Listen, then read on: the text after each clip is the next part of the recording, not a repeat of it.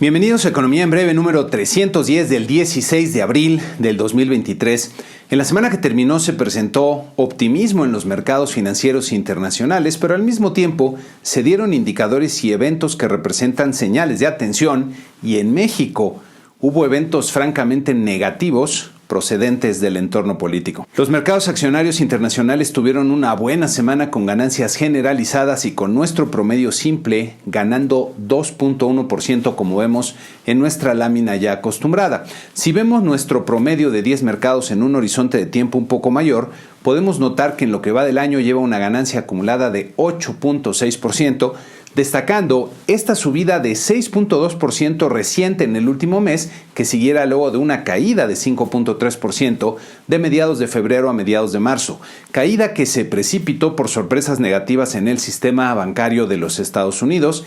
que generó este rebote y regreso al optimismo en los mercados. El efecto tranquilizador y relajante de la liquidez inyectada por la Reserva Federal, que como podemos ver en esta gráfica fue de $394 mil millones en un par de semanas. Pero además de que la Reserva Federal logró contener por lo pronto el temor a un contagio mayor en el sistema financiero, la evolución reciente de la inflación vista a través del subidón de la liquidez monetaria alimenta la esperanza en los mercados de que el ciclo de alza en las tasas de interés del Fed está cerca de detenerse o podría incluso comenzar a revertirse.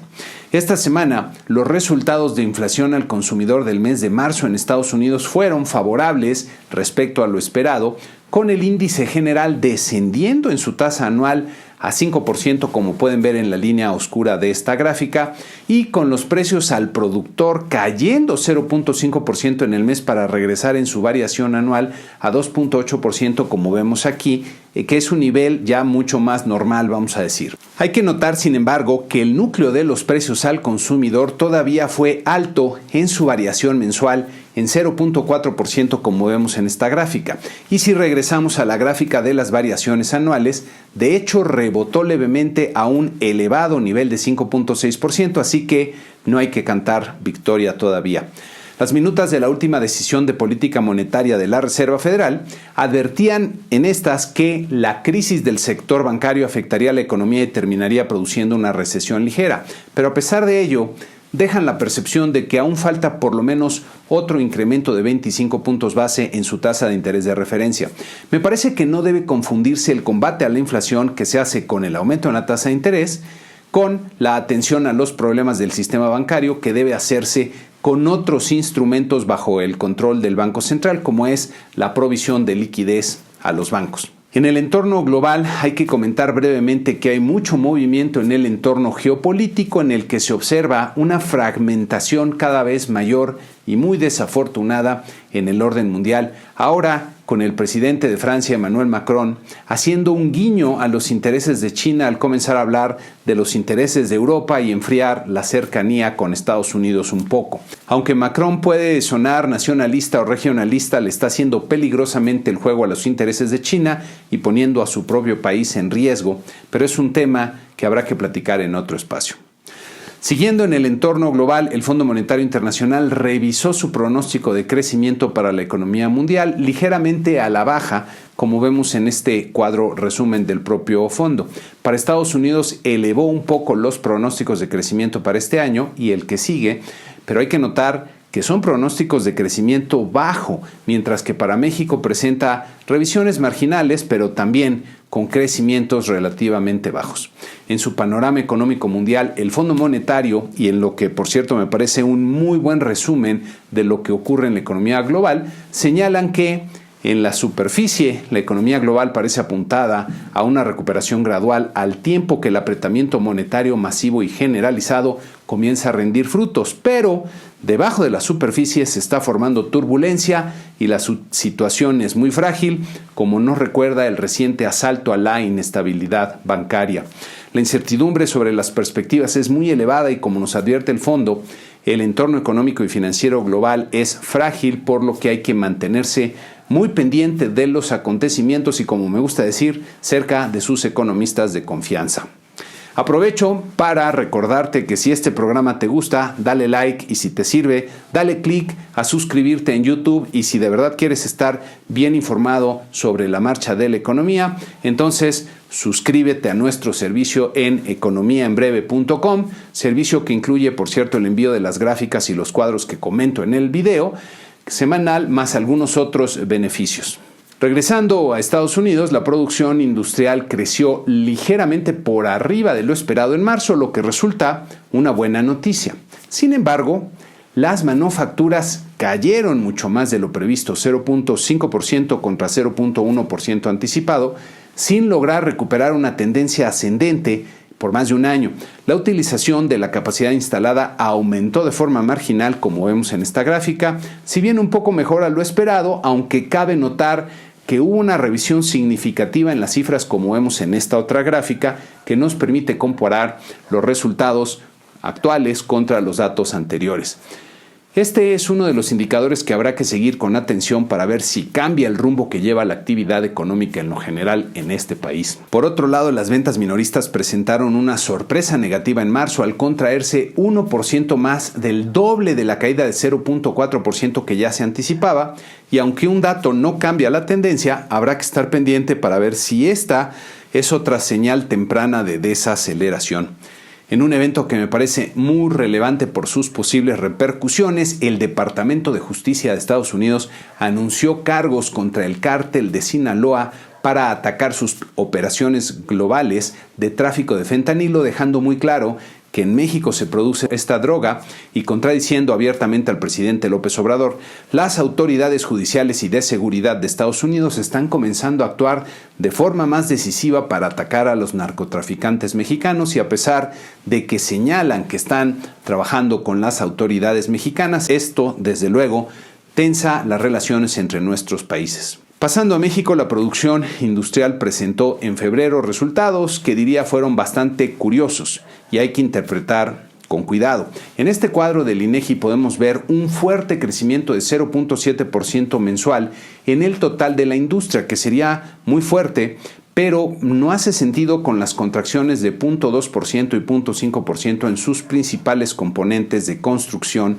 y de manufacturas. Aquí voy a tener que hacer un comentario un poco técnico y mi mejor esfuerzo para explicar de forma, espero, entendible un tema que de por sí es bastante complejo. En el programa he platicado frecuentemente de los problemas que tiene la desestacionalización de las cifras, que es una estimación estadística para tratar de aislar los vaivenes pronunciados que se dan en las series económicas. El tema es muy técnico y sofisticado, pero creo que puede verse si comparamos las cifras de forma gráfica. En esta primera gráfica podemos ver la evolución de las cifras originales, que diría es el dato duro, con fuertes vaivenes y mostrando una caída de 3.6% en febrero respecto a enero. En esta otra gráfica vemos la evolución de las cifras desestacionalizadas, que muestran un comportamiento mucho más suave y arrojan un crecimiento de 0.7% en febrero. Sin tratar de ser demasiado preciso para mantener simple la explicación, podríamos pensar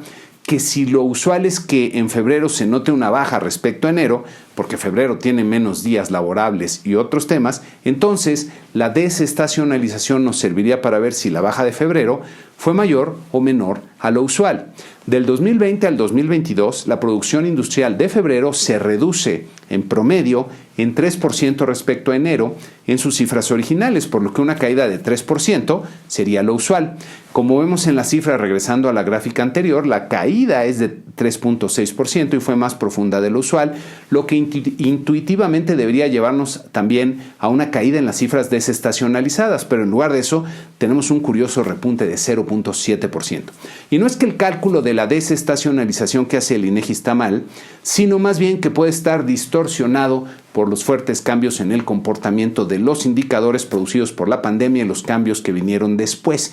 Diría que el componente de incertidumbre que tenían las cifras, que provenía de aventar, vamos a decir, 2 dados, pero a partir de la pandemia viene de aventar 3 dados. Hasta que no tengas suficientes observaciones nuevas, tu estimación va a estar distorsionada y por eso va a ser difícil de interpretar. Pero hay otro problema. Para privilegiar la solidez estadística del proceso, el INEGI hace la desestacionalización de las cifras por separado para el indicador total y para sus diferentes componentes. En esta ocasión es la minería la que explicaría la mayor parte del crecimiento, pero si vemos al interior de las cifras de minería e integramos los crecimientos de sus componentes, el crecimiento no sería de 4.1% sino de 1.8% y entonces el crecimiento del total de la industria no sería de 0.7 sino 0.1%. Como ven, la diferencia es muy importante, lo que nos debe llevar a ser muy cuidadosos con la interpretación de estas cifras. Ver las gráficas puede resultar más útil para tener una mejor idea de lo que está pasando. Las manufacturas en esta gráfica cayeron 0.5%, como ya comentamos, pero siguen dentro de una tendencia ascendente en los últimos 2 años. También pueden ver que las variaciones son relativamente pequeñas, lo que sugiere que esta serie es más fácil de desestacionalizar. Si vemos esta otra gráfica con el componente de construcción, vemos picos más marcados, lo que sugiere que es una serie más difícil y podemos notar que con vaivenes más pronunciados en los últimos 2 años, esta parte de la industria parece básicamente estancada, en niveles muy por debajo de lo que se observó antes del 2019. El componente de construcción en obras de ingeniería civil, que es donde se incluyen los proyectos grandes de infraestructura, está dando bandazos muy fuertes en los últimos meses, recuperándose a un ritmo bastante lento. La construcción en edificación, que son casas y oficinas principalmente, en contraste, va en declive, lo que representa una muy mala noticia. En fin, en la semana también Banco de México publicó sus minutas de política monetaria, de las que llamó la atención el voto disidente de la subgobernadora Irene Espinosa respecto no a la decisión de aumentar la tasa, sino al contenido del comunicado. Y de hecho señaló que la guía futura del presente comunicado se limita únicamente a la próxima decisión y omite comunicar que anticipamos que la política monetaria tenga que mantenerse en terreno restrictivo durante 2 años, lo que refuerza una visión de muy corto plazo, necesariamente parcial e incompleta, que no cumple con el objetivo de coadyuvar a la formación de expectativas. Por lo anterior, reitero la necesidad impostergable de evaluar nuestra política de comunicación. Está un poco editado el comentario, pero básicamente es eso, y coincido con lo que señala Irene respecto a revisar la estrategia de comunicación del banco para hacerla más efectiva, y me llamó la atención que señala que están pensando en una postura restrictiva que se mantiene por 2 años, lo que quiere decir que pasará un buen rato, por lo menos 12 meses más diría yo, antes de que veamos que la tasa de interés comienza a bajar. Aquí tenemos que hablar ahora tristemente de varios acontecimientos políticos que están ensombreciendo el panorama de negocios del país. Para empezar, en plena Semana Santa el presidente anunció lo que él llamó la nacionalización de las plantas de producción eléctrica de Iberdrola, empresa española de energía, que abandona ahora nuestro país luego del fuerte acoso ejercido por López Obrador y sus operadores del sector energético. Con esta operación México pierde, ya que costará $6,000 millones darle el control de estas plantas al gobierno, que no la propiedad, gastando este dinero para satisfacer, diría, el ego del presidente para decir que las nacionalizó, pero sin agregar ni un solo watt adicional a la producción del país, golpeando nuevamente el Estado de Derecho y ahuyentando posibles inversiones. Para Iberdrola es un gran negocio, ya que sale de un país con un gobierno hostil y, por cierto, acto seguido anuncia inversiones por casi $6,000 millones en Brasil, donde fue recibida con los brazos abiertos por el gobierno, por cierto, de izquierda, de Lula da Silva.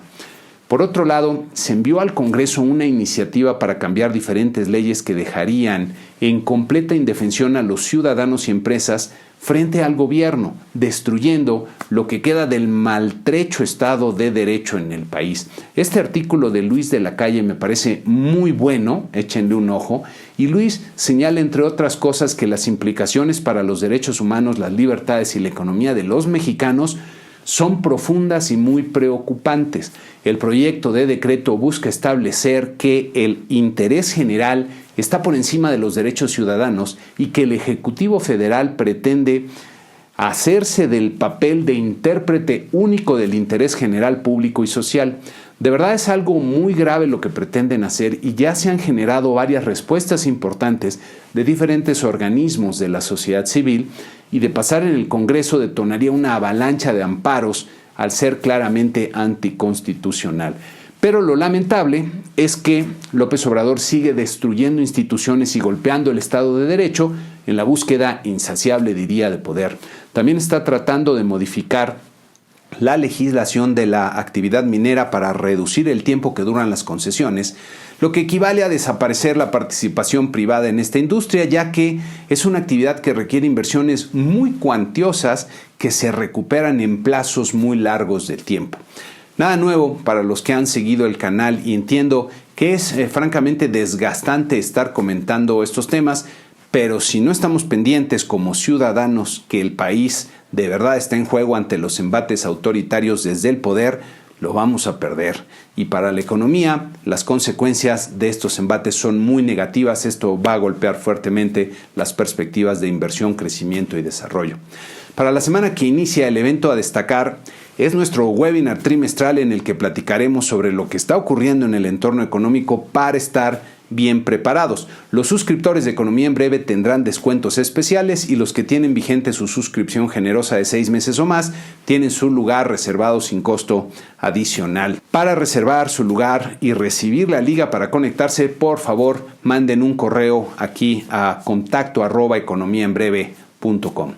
En México tendremos las cifras del indicador oportuno de la actividad económica ya de marzo, las ventas minoristas de febrero y los resultados de la encuesta Citibanamex de expectativas. En Estados Unidos habrá varias participaciones de miembros de la Reserva Federal en diferentes días y tendremos también el Beige Book de la Reserva Federal y al final de la semana un indicador que normalmente no le ponemos mucha atención, que es el PMI manufacturero, pero se vuelve relevante para ver si la actividad de este sector se está contrayendo, como ya lo apuntaba el índice ISM hace una semana. Para la sección Da Vinci les tengo una reflexión que me envió un amigo y luego una frase para complementarla.